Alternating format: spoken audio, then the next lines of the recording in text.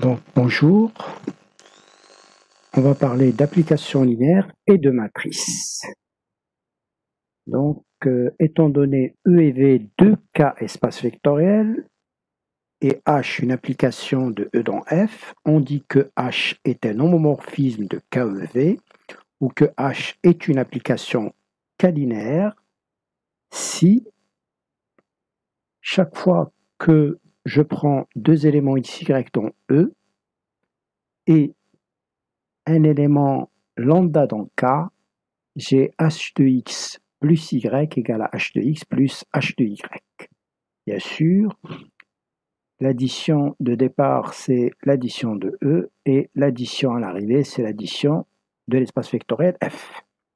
De même, il faudrait que les scalaires ils sortent, c'est-à-dire que h de lambda fois x égale à lambda fois h de x. Donc, où point F, c'est la loi externe de E, point E, c'est la loi externe de E, et point F, c'est la loi externe de F. On pose alors I de H, c'est l'ensemble des images de H, d'accord, et noyau de H, c'est l'ensemble des éléments de l'espace de départ qui s'envoient sur le neutre de l'espace d'arrivée. Donc ça, c'est le noyau de H. Alors, donc le noyau il est défini comme toujours, hein.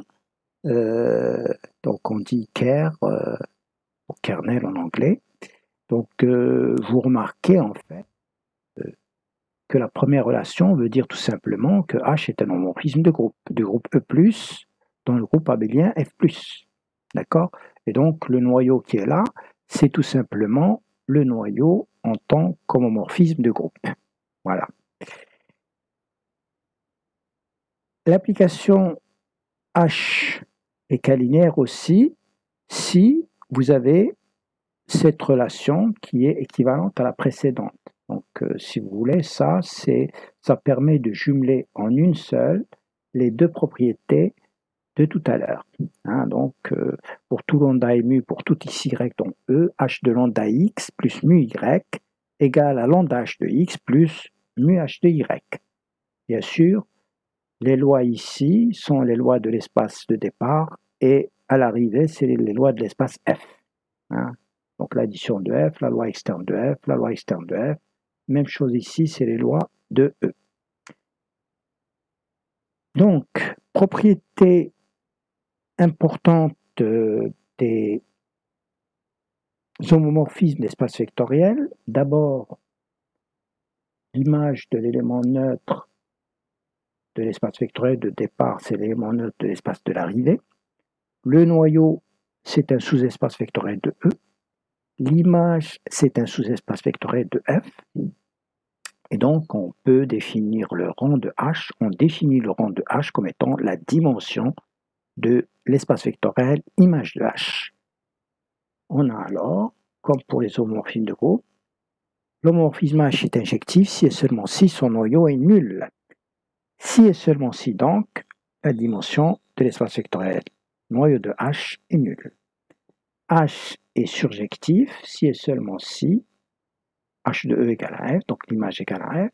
En particulier, dans le cas où la dimension est finie, cela se traduit en disant que H est surjectif si et seulement si la dimension de l'image, c'est la dimension de l'espace d'arrivée. La dimension de l'image de H, c'est la dimension de l'espace d'arrivée F.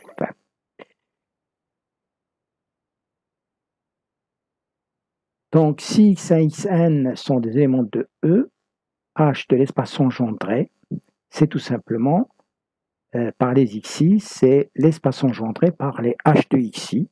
Bon, il suffit de se rappeler de la définition de l'espace engendré. C'est l'espace engendré par x1, xn, c'est l'ensemble des combinaisons linéaires de x1, xn.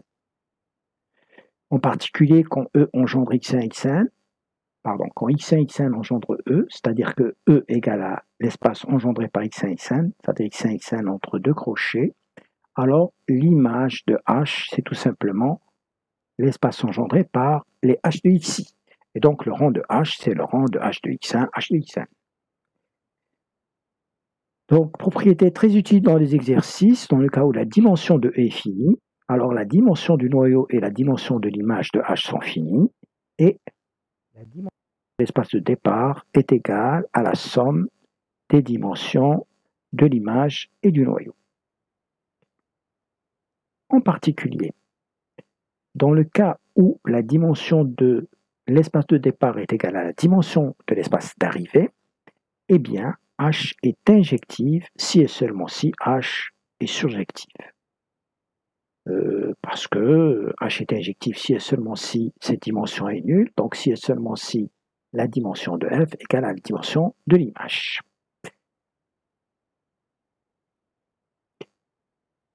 Donc, si H, c'est un homomorphisme de R2 dans R2, défini par H de XY, on va prendre l'exemple suivant. Donc, première composante X plus 2Y, deuxième composante, c'est l'opposé de la première. On va montrer que H est linéaire et que H, on va vérifier est-ce qu'elle est injective, est-ce qu'elle est surjective. Alors, on va prendre trois couples d'éléments de R2 et un élément scalaire lambda. Donc, il faut montrer que H de la somme, c'est la somme des H. Donc, H de X1, Y1 plus X2, Y2. Donc, la somme des couples, c'est ce couple. Et puis, on utilise la définition de H. Donc, on a dit, c'est la première composante plus deux fois la deuxième. Voilà. Et puis, l'opposé. Et puis, on sépare les indices 1 des indices 2, comme ça. Et on trouve H de X1 plus H de X2. Donc, la première propriété est vérifiée. Et puis, H de lambda XY, c'est, donc on multiplie XY par lambda, on trouve lambda X, lambda Y. Et donc, on utilise la définition, c'est lambda X plus 2 lambda Y et l'opposé. Ensuite, on peut sortir lambda et on remarque que ce qui reste, c'est H de XY. Donc, on a montré comme ceci que H est une application R linéaire ou que c'est un homomorphisme de R espace vectoriel. Maintenant, on nous demande de calculer, de vérifier est-ce qu'elle est injective. Donc, c'est-à-dire de vérifier est-ce que le noyau est nul. Les éléments du noyau, c'est les éléments de R2. Dans l'image, c'est 0 R2, c'est-à-dire 0, 0.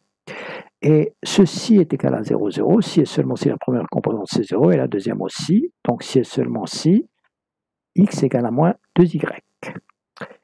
C'est-à-dire, xy, c'est y facteur de moins de 1, où y, il est quelconque. Alors, par conséquent, le noyau, vous voyez, c'est l'ensemble des moins de 1. Donc, c'est l'espace vectoriel engendré par moins de 1, et comme moins de 1 n'est pas nul, donc, et qu'il engendre cet espace vectoriel, donc c'est une base, et donc la dimension du noyau, c'est 1. Et on avait dit que H est injectif si et seulement si la dimension du noyau, c'est 0. Donc, H n'est pas injectif. Alors, maintenant, montrons que H n'est pas surjectif. Alors, première façon, on utilise le fait que la dimension de l'espace de départ, qui dans notre cas, c'est R2, est égale à la dimension du noyau plus la dimension de l'image. Comme la dimension du noyau, c'est 1, donc, vous allez avoir 1 plus la dimension de l'image, c'est 2, donc la dimension de l'image, c'est 1. Ce n'est pas l'image, c'est la dimension de l'espace d'arrivée, qui est R2 aussi. Donc, H n'est pas surjectif, parce qu'on a dit c'est surjectif si et seulement si la dimension de l'image, c'est la dimension de l'espace d'arrivée. Quand l'espace d'arrivée est de dimension finie, bien sûr. Deuxième façon de voir cela, on remarque que E et F, dans ce cas, sont égaux à R2, donc de même dimension et de dimension 2. Et par conséquent, on peut utiliser la propriété numéro 4 qui dit que si les dimensions sont égales, alors H est injectif si et seulement si H est surjectif. D'accord? Et donc, puisque H n'est pas injectif dans notre cas, donc il n'est pas surjectif. Voilà. Alors, troisième façon, on calcule explicitement l'image. L'image de H, c'est l'ensemble des H de XY, dès que XY il est dans R. Et comme h de xy, donc vous voyez, on peut sortir x plus 2y en facteur. Donc si vous regardez la définition de h de xy, comme ceci, voilà, on peut sortir x plus 2y en facteur, et donc il va rester 1 et moins 1. Voilà. Par conséquent, donc la dimension de l'image, ou plutôt l'image, pardon, c'est tout simplement, puisque x et y sont quelconques, c'est l'ensemble des multiples de 1 et moins 1, du vecteur 1 moins 1, où lambda étant un réel quelconque. C'est-à-dire que l'image, c'est l'espace engendré par 1 moins 1. Donc ici encore, 1 moins 1 est une base, la dimension de l'image c'est 1, c'est différent de la dimension de l'espace d'arrivée, et h n'est pas surjective. Voilà. Alors,